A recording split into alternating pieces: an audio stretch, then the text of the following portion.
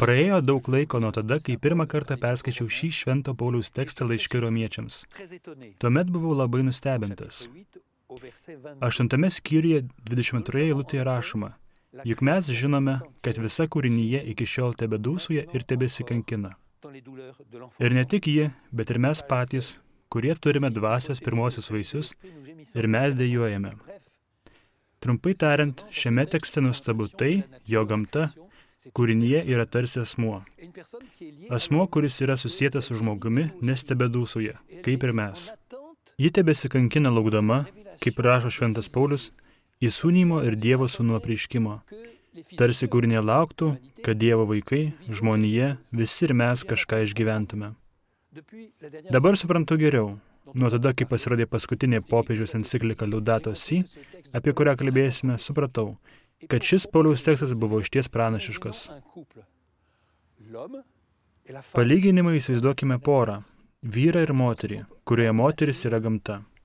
Šioje žmogaus ir gamtos poroje viskas pastatyta ant kortos, lošimo išgyvenimo ir mirties.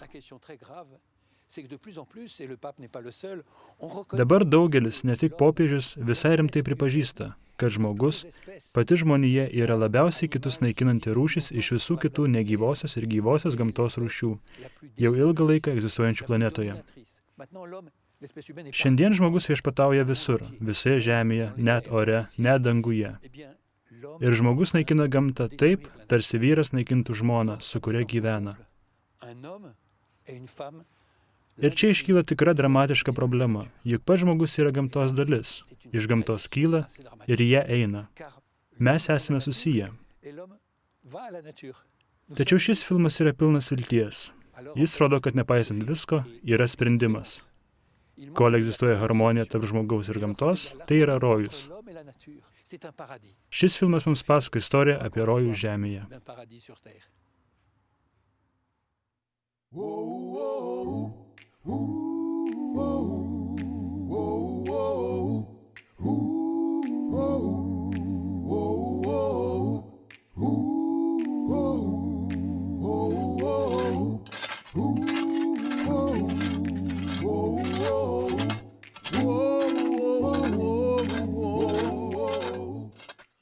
Esama istorijų, kurios neša viltį.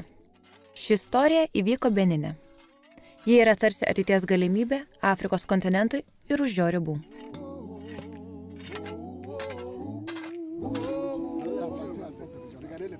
Kilęs iš Nigerijos, Godfrey Nizamuyo paneigė mintį, kad Afrika nesugebės išspręsti savo problemų be pašalinės pagalbos. 1980 metais, dirbdamas vienoje laboratorijoje Jungtinėse valstijose, jis buvo sukrėstas siaubingų bado ir sausros Etiopijoje vaizdų.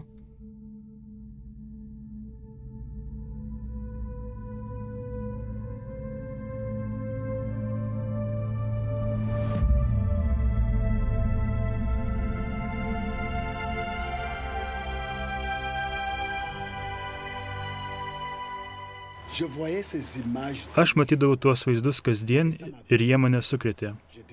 Tuomet savo pasakiau, esu mokslininkas, esu katalikų kunigas, esu dominikonas, ieškantis tiesos. Ką aš čia veikiu? Išgirdau tarsi kvietimą, kurį gavo apaštalas Paulius. Atvyk į Makedoniją mums padėti. Taigi aš išgirdau kvietimą, tačiau nežinojau, kaip jį atsiliepti. Klausiau savo draugų, tėvų. Kokia buvo mano pirmoji reakcija? Įprasta, kaip ir visų. Eik dalinti maisto, užsimk humanitarinę pagalbą, nuveik kažką gero. Tačiau mano tėvas paklausė, ar tai geriausias būdas atsiliepti? Reikia padėti žmonėms. Bet vietoj to, kad tik padėtum, labai svarbu yra kažką pakeisti. Reikia pereiti nuo pagalbos prie ilgam išliekančių pokyčių. Tai ir buvo Songai pradžia.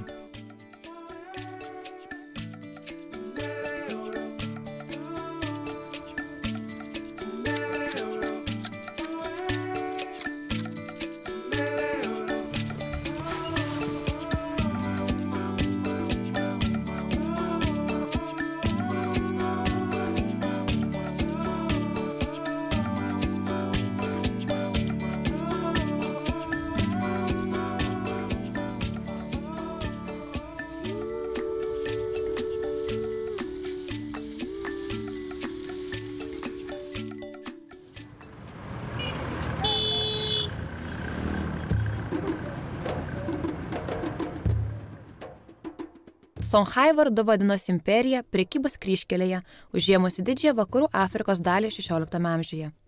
Ši nauja darnaus vystymosi iniciatyva, gimusi 1985 metais, remiasi senovės istorija.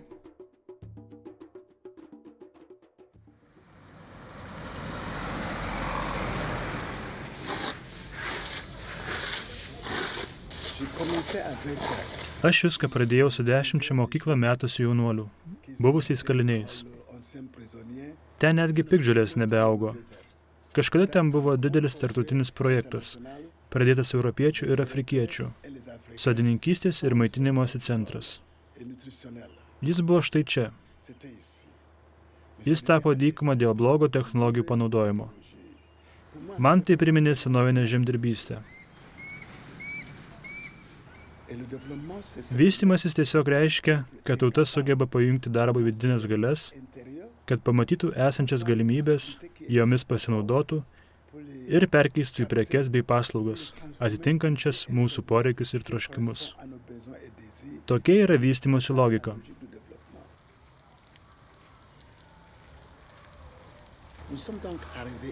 Taigi mes atvykome čia, į mažesnę nei hektaras teritoriją.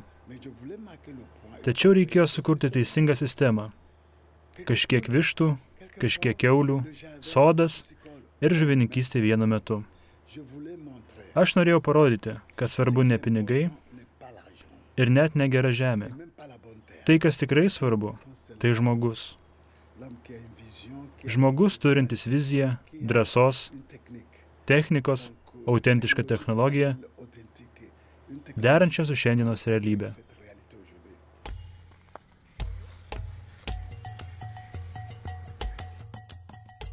Vystymosi modelis, kurį pradėjo Songhai, sujungė visus gamybos veiksnius siekiant tobulos sąveikos tarp augalinės, gyvulinės ir žuvininkystės produkcijos.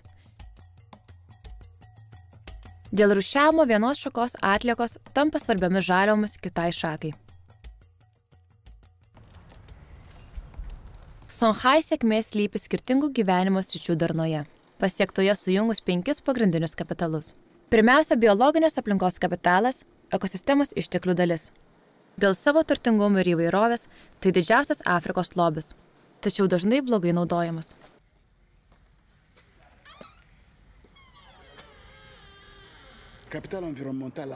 Biologinės aplinkos jėga mikroorganizmai.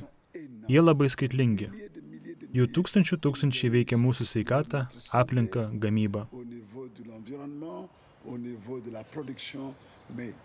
Tačiau šie didžiuliai ištekliai šiandien užmirštami, išstumiami, netgi naikinami. Tai mus veda į katastrofą. Songhai centre į tai žiūrima labai rimtai. Laboratorija, kurią čia turime, nėra milžiniška. Ji paprasta, kad parodytume, jog tai prieinama visam pasauliui. Štai matote šį augalą, moringą. Jo sudėtyje vandens labai mažai, todėl jis džiovinamas daug lengviau. Iš jo išgausime sultis pilnas vitaminų. Tai išties Dievo dovana. Įdomu tai, kad šis augalas, kuris galėtų išgelbėti pasaulį, neauga turtingose kraštuose, bet auga neturtingose, o mes jo nepastebime. Išgauname skystį, kurį galime naudoti žmonių, vištų maitinimui, patręšti jo žemę. Mes išgavome tokią jėgą, kurios negali pakeisti joks cheminis preparatas pasaulyje. Štai jis čia prieš jūs.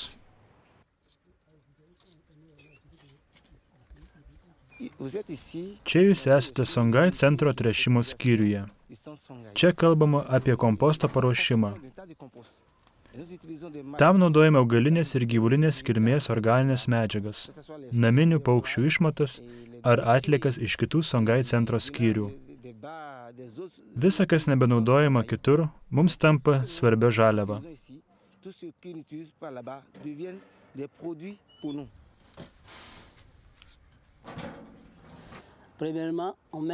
Augalų atliekas klojame pačioje, paskui jas palaistome ir dedame naminių paukščių išmatas. Kodėl jas dedame drėgnai? Tam, kad lapai esantys apačioje greičiau supūtų. Dirbti čia didelis džiaugsmas. Visose namuose mes reikalingi, nes esame namų biologinės produkcijos pagrindas. Į mus kreipiasi kiekvieną dieną. Koks džiaugsmas! Visas pasaulis pas jus eina. Mes esame labai naudingi Songhai centrui.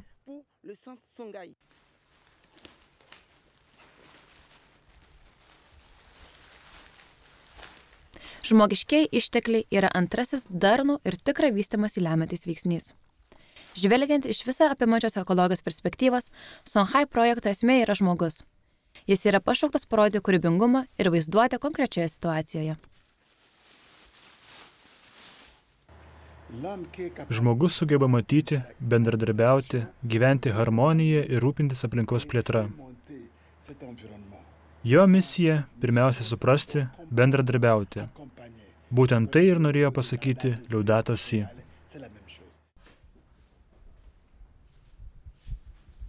Biologinė laboratorija leidžia įgyvendinti naujas patirtis. Čia palmių liekanos yra perdirbamos ir praturtina produkciją visai kitoje mitybos srityje – grybų.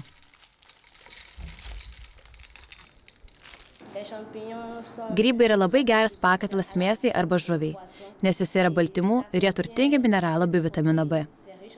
Jie tinka augantiems vaikams, o taip pat pagyvenusiems žmonėms, kuriems reikia daug baltymų ir mineralų.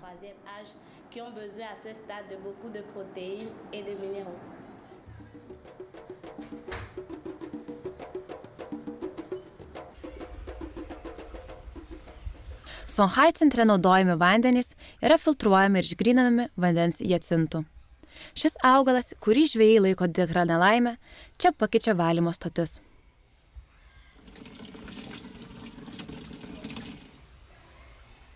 Tokiu būdu perfiltruotas vanduo naudojamas laistymui, savo mėgstamiausius elementus perduodamas aplinkos kultūroms. Šis vanduo taip pat teikia naudą žuvims, nes iš augalų atneša trąšų. Vanduo valomas naudojant susisiekiančių indų sistemą, kuri atskiria nuosėdas. Jūs matote žuvininkystės kompleksą. Jis įeina į ekologinę sistemą. Kodėl būtent čia? Taip sudaromos palankios sąlygos perdirbimui. Mes pridėjome mikroorganizmų, kad praturtintume vandenį. Dabar jį naudojama laistymui. Moringa augalas, kurį matėte, buvo nukirstas čia ir būtent šios sąlygos jį tokį išaugino.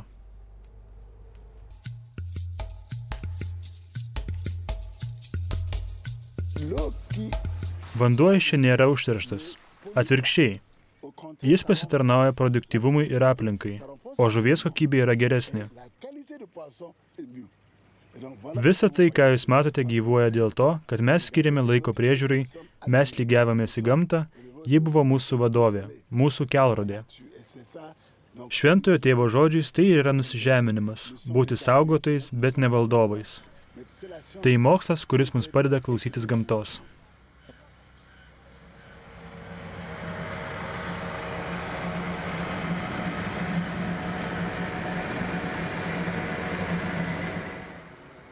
Pagal Laudato Si, žmogaus laisvę geba apriboti techniką, teikti jai kryptį ir priversti ją tarnauti kitokiai, žmogiškesniai, socialesniai ir visapusiškesniai pažangai.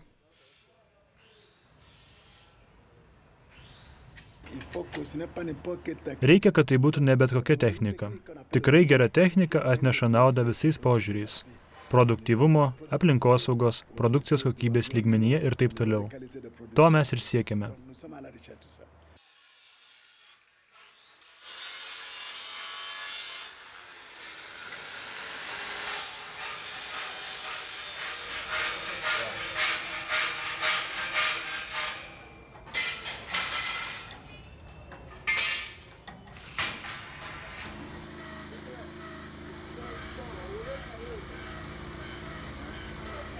Energijos gamyba, panaudojant atliekas, yra Songhai sukurto modelio Žaliasis kaimo miestas centre.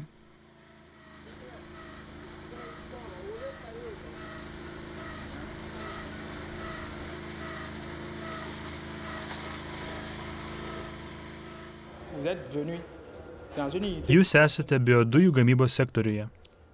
Šios dujos išgaunamos iš gyvulinės, augalinės, net žmogiškos kilmės organinių medžiagų. taip pat ir iš medžiagų likusių gaminant maisto produktus.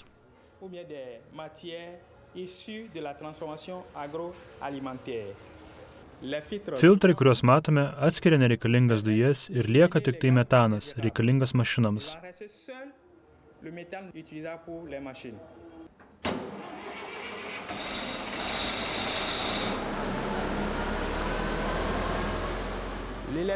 Pagaminta elektra tiekiama į tinklą. Jie aprūpinama visa pramonė, kurią matote.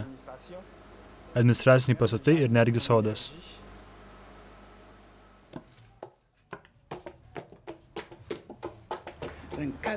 Ketvirtasis kapitalas yra socialinis ir kultūrinis. Anksčiau Afrikos kaimuose vyravo harmonija. Visi gyveno kaip viena šeima. O šiandien esame susiskaldę, pardavę savo sielą. Paaukojame tai ant, kaip aš tai vadinu, godumo altoriaus, dėl pinigų, valdžios ir kitų panašių dalykų. Praradome kokybiškus afrikietiškus santykius. Norime iš savo brolių ir seserų išpešti piniginės naudos. Reikia, kad afrikiečiai žvelgtų į tai, kas jų kultūroje yra kilnaus. Afrikietiškais vadiname afrikiečius, kurie tausoja gamtą, gerbia santykius ir vyresnėje kartą. Visa tai yra mums svarbu.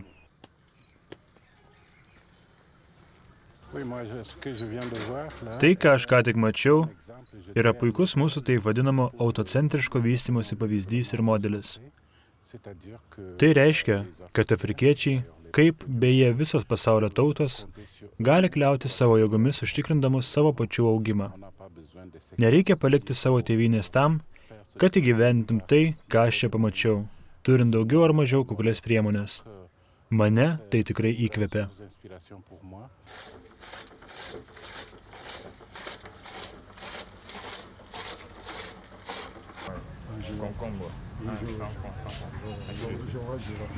Penktasis kapitalas yra pinigai. Tai svarbu. Apyvartoje esantys pinigai gali mums padėti sustiprinti kitus išteklius. Tai yra jų vaidmuo. Norėtume, kad pinigai būtų palengvinanti priemonė, o ne valdytų pasaulį, kaip kad yra dabar. Mat šiandienos pasaulyje pirmenybė teikiama pinigams, ekonomikai. Taigi mes išplėtojame tai, ką aš vadinu bendrystės ekonomika. Tokia ekonomika yra suprantama kaip kieno nors išmokymas gaudyti žuvį. Toks žmogus yra laisvas visam gyvenimui. Tačiau jeigu tu šiandien jam tik duodi žuvies, tai turėsi jam jos parūpinti rytoj.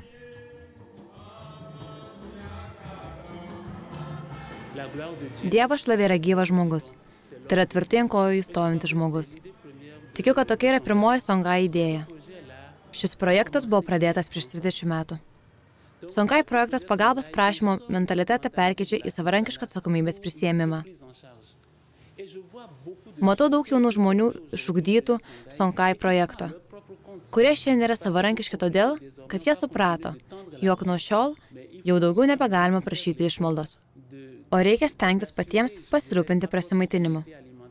Tenkinti tiek savo pačių, tiek savo šeimos ir aplinkos poreikius.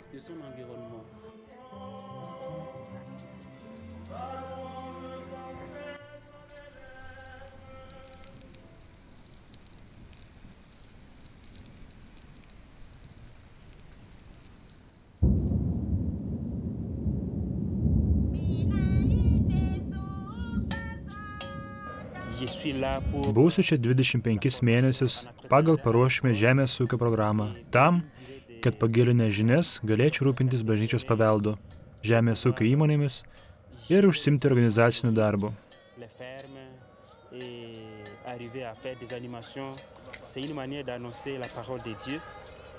Tai vienas iš būdų skelbti Dievo žodį darbais.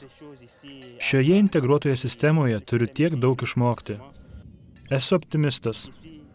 Man pasiseks. Kongas išties yra ekologinio žemės ūkio rezervuaras.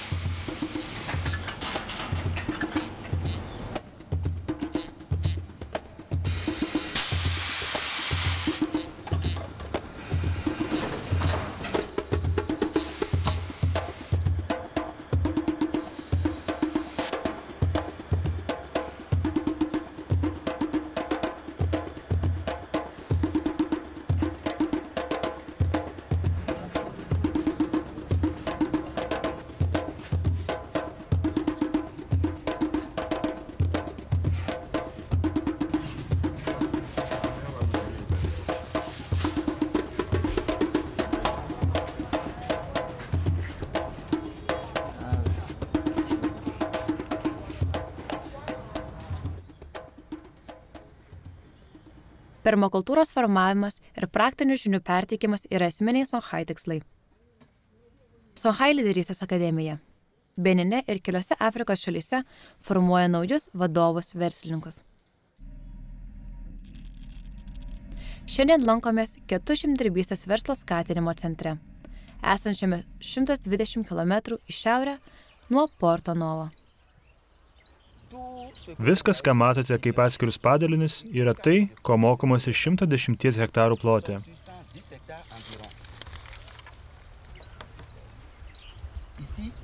Jie čia su viskuo susiduria praktiškai.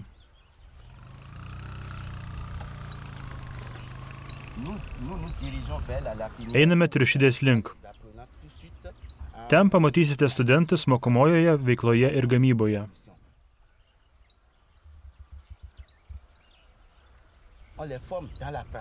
Jie gauna praktinį parengimą. Jiems yra perduodamos žinios ir jie yra mokomi, kaip jas pritaikyti bei tapti atsakingais.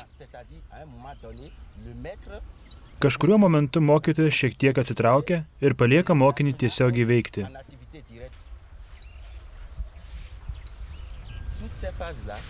Kiekvienoje fazėje studentai gauna įvertinimus.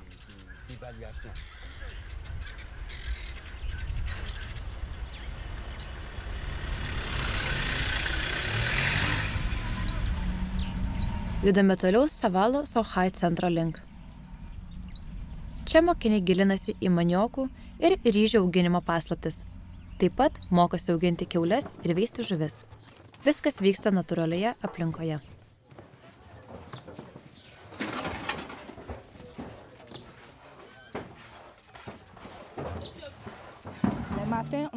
Ryte mums atveža maniokų.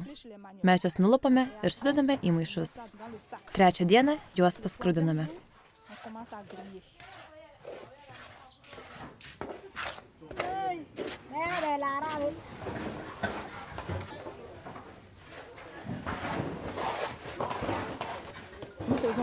Taip pat gaminame garnyrą su kokosais, pienu, cukrumi ir kitais ingredientais, kurie pagerina skonį.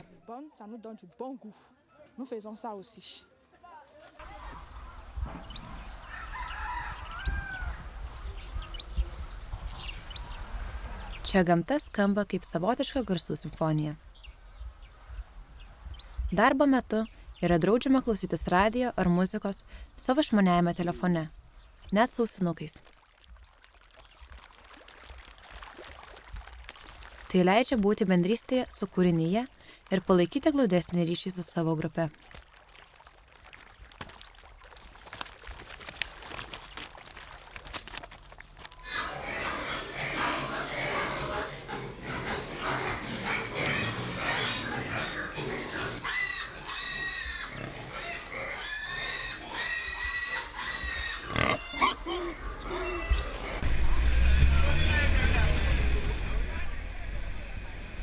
Songhai projekto nešami vaisiai išplitę gerokai už jo centrų. Kamilis praėjus keleriems metams po formacijos įsikūrė savarankiškai. Kartu su žmona Delfina jie užsiėmė vištų auginimu bei palmių aliejaus rankų darbo gamybą.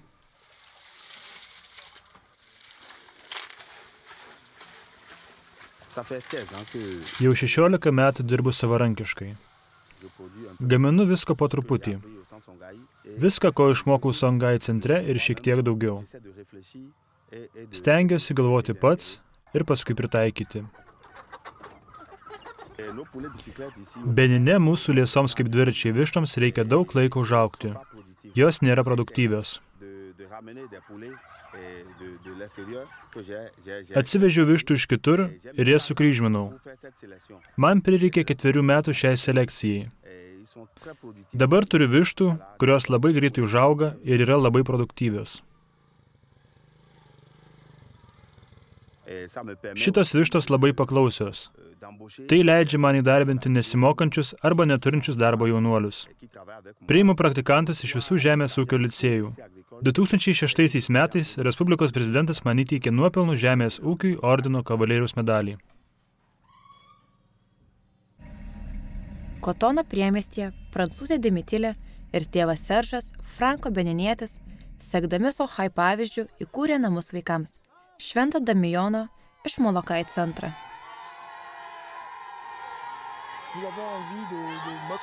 Norime labai konkrečiai pritaikyti šią popiežiaus encikliką, kurioje viskas siejasi, kurioje estetika, pedagogika ir ekonomika yra pritaikytos vaikų labui.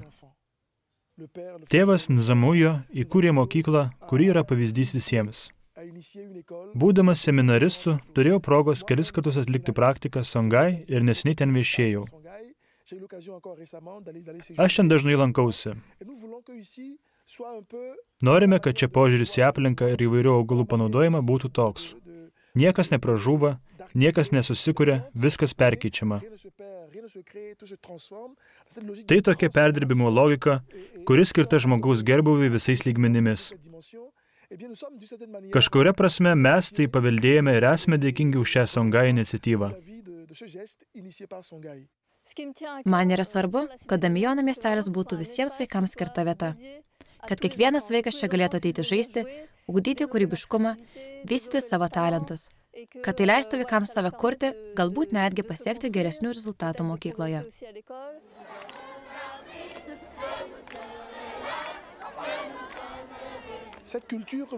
Kultūra, kurią stengiamės sukurti, turi Evangelijos skonį. Tos Evangelijos, apie kurią mums kalba popiežius Pranciškus, šiame didžiame tekste pavadinimu Laudato Si, kuriame tikrai visa kūrinyje šlovina ir visa kūrinyje dejuoja.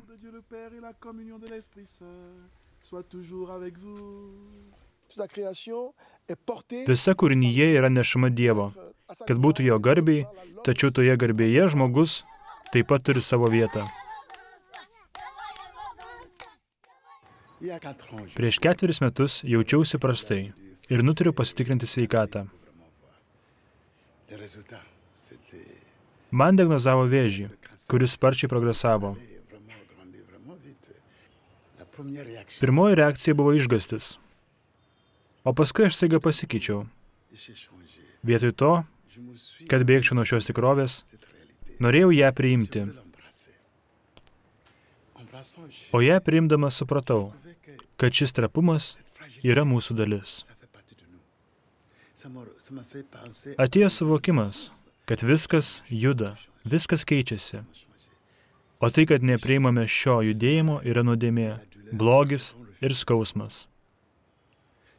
Kai tik priėmiau tą trapumą, tą gyvybės lašą, atradau neįtikėtiną jėgą. Neturime laiko neapykantai. Tam tiesiog nėra laiko. Tu jauti, kad reikia mylėti. Tarsi nuo mano akių būtų nukritę žvynai. Ėmiau matyti tai, ko anksčiau nemačiau. Kitaip žiūrėti į žmonės ir tuo dalintis aplinkiniais.